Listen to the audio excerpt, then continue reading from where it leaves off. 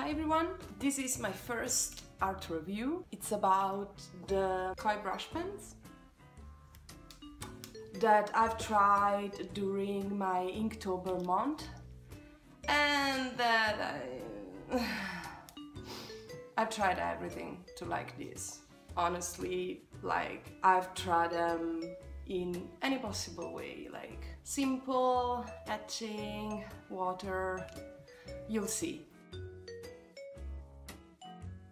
These are water-based dye stuff ink brush pens. What it means is that they're not waterproof on all surfaces. They could be waterproof on certain paper after they dry out. But if you use them in combination with water or watercolors, they are not waterproof, which is something I usually look forward in brush pens because I like to mix them up with water. They don't last that much. The gray, for example, I bought these at the beginning of October and I've used them for the whole month. In my Inktober sketches, I usually started with defining the most of it with the gray one and then doing darker shadows or details with the black one. And the result was that at the end of the month, the gray one was over. Right now it's gone. One of the downsides of this felt tip brush pen is that the tape gets fuzzy very easily. As you can see, this is only after a month of daily use, but it was like this after the first week. So if you have a strong hand with your markers, maybe these are not the best choice you can make.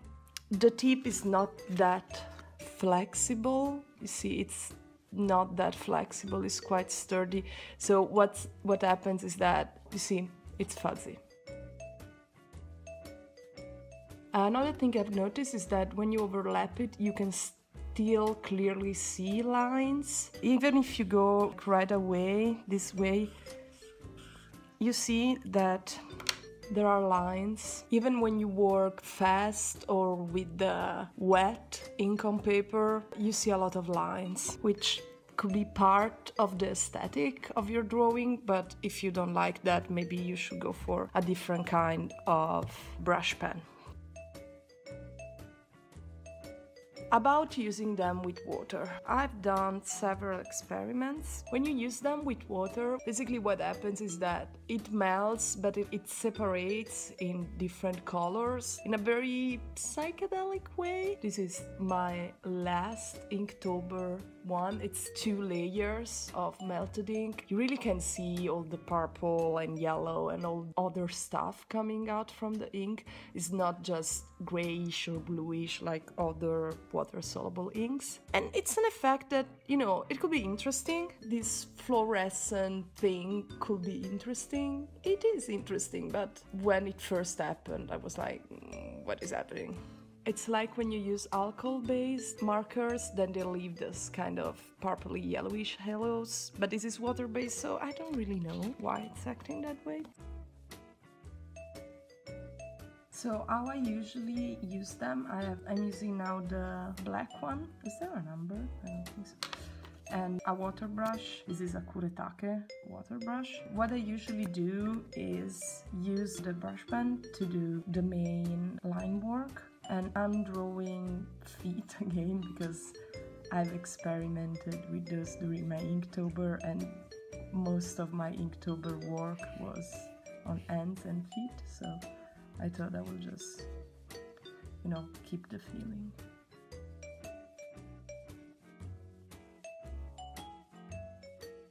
So what I do is draw most of it, maybe put a little bit more color where the shadows are, so then I have more to melt. Okay, that's pretty much it. Then I take my water brush. Usually I also have a rounded tip one, but this is one of my favorites. It carries a lot of water. As you can see, when it melts, it's not very consistent in how the color melts. It's very psychedelic. So I don't really know how I feel about that. If you see my Inktober works, sometimes it's cool because it becomes something very melty and watercolory. Sometimes it's like, this is not really what I was going for. You see, it becomes very yellowy in some points, like fluorescent. I don't really know why it acts this way, because I have other dye-based water-soluble ink pens that don't really do this. They're just very, very different. So I'm very confused by these brushes, basically. I am very, very confused by them. But you can see how it's changing color, like how many different shades of ink are coming through. Like there's some pinkish and yellowish and purplish. But it's not, it's like, I don't really know how I feel about these brush pens. I like sometimes this very psychedelic thing, but I don't really like the felt tip. I can't control it very well compared to the Bristol, even synthetic Bristol tips brush pen. So I don't think I'm gonna use this anymore. But it was a nice experiment. But the thing is, these are not the official water-soluble one. I know there is another line which is called watercolor brush pen, I think. I haven't tried that yet, so maybe those are a better pigment or more water-soluble one. I'll see if I can find them. I'll try them out for you. I'm obsessed with brush pens and I really love them, and I will probably do some more reviews about all the other brush pen that I use in the future. If you have requests about materials and stuff that you want me to review, please leave that in the comments.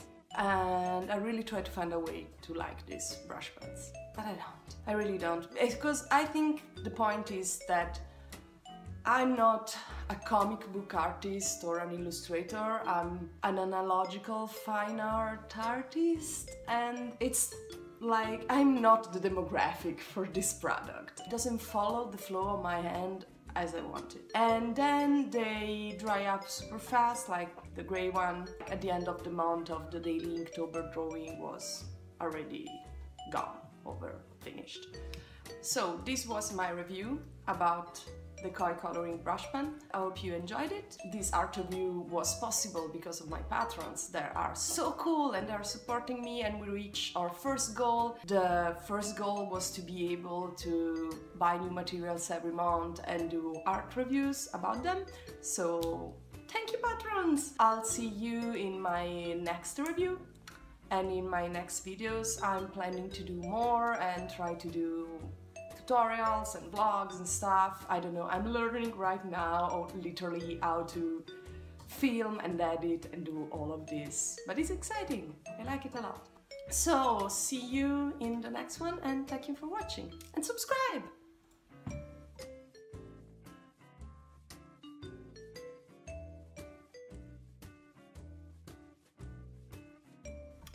Okay, no. Tormento.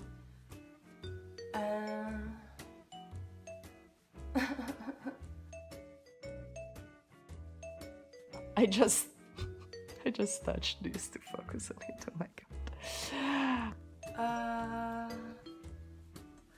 It's